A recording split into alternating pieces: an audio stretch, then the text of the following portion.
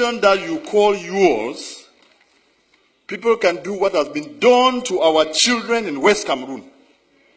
I call it West Cameroon because you will never take it out of our mouths again, because that is a territory in which we believe in freedom.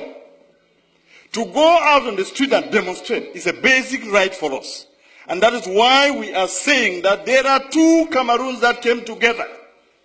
If you are telling us, like a state minister stood here last year and told us that what happened in Cameroon is like dropping a few cubes of sugar into a basin of water.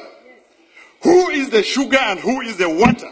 I'm asking the government bench of Cameroon, who is? That you rape our children. My brother's daughter has been raped in Boya. I swear to you, the government of this country, does the president of this country know that the governors and the DOs and all the administrators you have sent to West Cameroon are out there behaving exactly like an army of occupation? Our people have nowhere to go. We have made all the efforts. Our ancestors and our forefathers trusted you to go into a gentleman's agreement that two people who considered themselves brothers could go to live together. If this is what you show us after 55 years, then those who are saying that we should break Cameroon are right. They are correct. The people of West Cameroon cannot be your slaves. The people of West Cameroon are not, you did not conquer them in war. If this is what you are saying that we should live in, I say simply, no, it will not work. How do you have an army that's supposed to protect children, step out there, beat them, and rape some? It is not heard of in any country. This is the 21st century, and anybody who does that and cannot be willing for his government to pay the price, we will exact it on you. Because you are making us believe that we went to the wrong place. What is there to say? I want the world to know and to have it on record that we have made efforts. I have sat with ministers and listened to them talk. The first one was the then Minister of Justice, Amadou Ali, 10 years ago. And I took my time, drove from Kombo to Yaoundé to tell him something is brewing out there. This thing that you people are sending gendarmes to beat people up and say all of these things, there is pain in West Cameroon. And as Minister of Justice, be very careful. What happens there? And he turned around, looked at me, and told me, Mr. Wirba, it is your people who choose to come here. He is alive. He told me. Last week, I went to see the Minister of Higher Education, Professor Famindongo, and I told him, the problems in Cameroon, the problem we have in West Cameroon, is the problem that will bring down Cameroon. If you do not handle it well, you will not know Cameroon as it is in a few months or in a few years. When people have had pent-up anger and pain, humiliation, for over 50 years, when it bursts out, you will never be able to control it. And I told him. And simply what he asked me was, qu'est-ce que vous allez faire? Because you have your army of occupation out in West Cameroon, you believe that when the people will rise, even if you took the whole of the French army and added to yours, you will never bring them down. And we have no need for that. We don't have any need for that in the 21st century. I was one of the believers in a unified Cameroon. And I want to tell this house that what has happened to those children in Boya University and in Bamenda has convinced me that the people who say Cameroon should go in two parts are correct. And there are more and more of us out there who now believe that it is the ultimate end. I listened the other night, an offer of 1,000 jobs, an offer of 2 billion francs for lay schools, and I laughed at myself. Are my people slaves?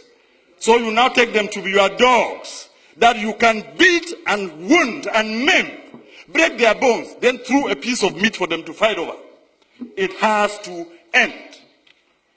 If we, the people of West Cameroon, have to continue doing what we are doing, it is because we believe that the more is always the merrier. When you have more people, you have more chances of surviving in life. If the more people who are the people of East Cameroon have proven to us that our blood means nothing, then it is time for us to say it will soon be over. I want to give you a quote here in this house that I borrowed from the American liberators. When injustice becomes law, resistance becomes a duty. The people of West Cameroon have a duty to resist your oppression. I call it oppression because of what I've seen in the field. Let me quote you another two instances. 3 weeks ago, there was an incident in Bangolan, which is a neighboring village to Jakiri, where I come from. And I don't know what it was about, and a gendarme officer was killed. And the forces of law and order, under the instructions of the SDO of Ngokitunya, move into Jakiri, a neighboring village, and take away 100 men. Just beat them up, break their bones, and then just leave them there. And I went to that place where he took these people, and I told him, Mr. SDO, you are going to release my people. He sent soldiers to me, and one of them told me, I said, I am the representative of these people because I'm a parliamentarian. And the guy, young man, turned around and asked me, "Et puis quoi? On n'est pas ici à Yaoundé." And he drew a line on the ground to tell me, if you cross here, you will see the consequences. Unfortunately for him, I happen to be a descendant of the warriors, so nobody draws a line before me. And I crossed, and I told him, shoot me. I told the SDO, release my people. In 12 hours, he released them. But some are still lying in the hospital. They beat and kicked a woman, and she miscarried, a pregnant woman. And nobody can question this. That is the reason in this master plan to finish our culture and our people. You have chosen that every single administrator or every commander of the army is from East Cameroon. That is why they sit there and they can kill the people without remorse. This has to end. Mr. President, Mr. Speaker, I want to repeat this quote.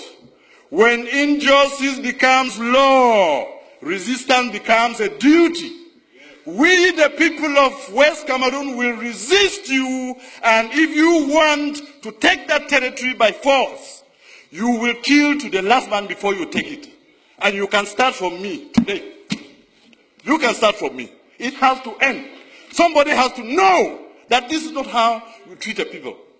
50 years is too long. 50 years is a very, very long time. And we come here and sit just talking about the budget. You normalize murder. You normalize rape.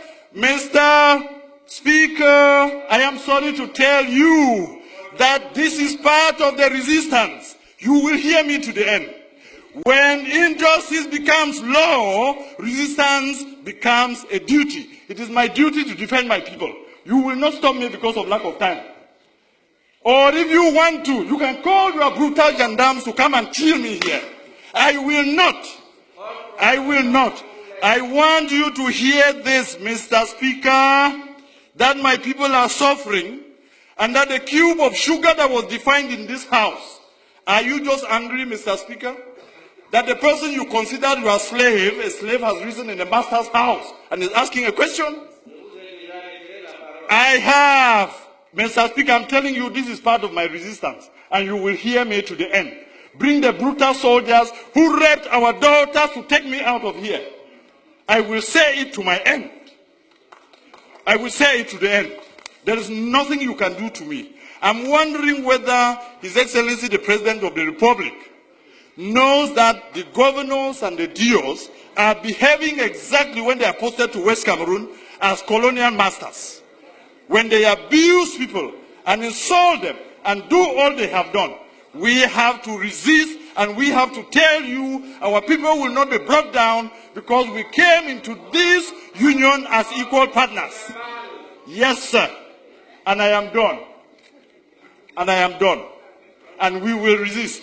And there is nothing you can do to stop us because this is part of our culture that we inherited. You people who fear every administrator and every ruler, we challenge our rulers, we take them to task, and that is why they are accountable. Thank you very much.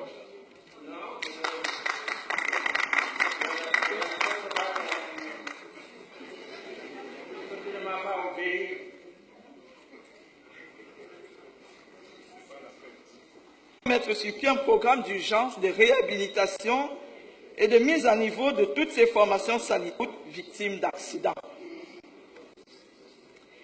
Et en évoquant cela, Monsieur le ministre, je ne peux m'empêcher de soulever le cas de l'hôpital de district de Bebda, qui n'emporte que la désignation et pour lequel je vous avais saisi il y a 2 ans. À ce jour, le plateau technique de cette formation reste un peu plus sommaire. Or, cette localité est très souvent le théâtre d'accidents mortels, volant alors qu'elle marchait paisiblement et prudemment le long de la route. Monsieur le ministre, c'est un cri de détresse que je lance. J'espère qu'il sera entendu. Me tournant à présent vers le ministre en charge du développement urbain, je voudrais relayer les cris de détresse des habitants de certains quartiers de la capitale de notre pays. Mimboman 3, Etam, Bafia, Mkolombon, ils sont nombreux, Monsieur le ministre. Ces quartiers de la zone urbaine de Yaoundé confrontés à l'inaccessibilité en raison de l'état de dégradation avancée des voies. Nous pensons, Monsieur le ministre, qu'il est urgent de prendre en compte dans le programme d'urgence en cours certains de ces axes routiers pour permettre à notre cité capitale d'être un milieu de vie agréable pour tous ses habitants. Je voudrais également signaler à votre attention, au cas où vos collaborateurs ne l'auraient pas fait encore, le danger permanent que constitue la voie d'accès, du reste très fréquentée, reliant le rond-point école publique Bastos à la rue dite Dragage. Depuis plusieurs mois, les usagers assistent impuissants à l'érosion progressive de l'étroite ruelle au point de franchissement de la rivière Mfunzi. Il serait indiqué d'y opérer une intervention urgente avant la survenance d'une catastrophe, c'est-à-dire l'effondrement total de ce qui tient encore lieu de chaussée. Voilà quelles étaient mes préoccupations, Monsieur le très honorable Président de l'Assemblée nationale, et j'exprime d'avance mes remerciements aux membres du gouvernement pour la prise en compte de ces plaidoyers, afin que le ciel de l'émergence vers laquelle nous conduit le chef de l'État, son Excellence Paul Biya, se dévoile pour l'immense majorité de nos compatriotes. Je vous remercie.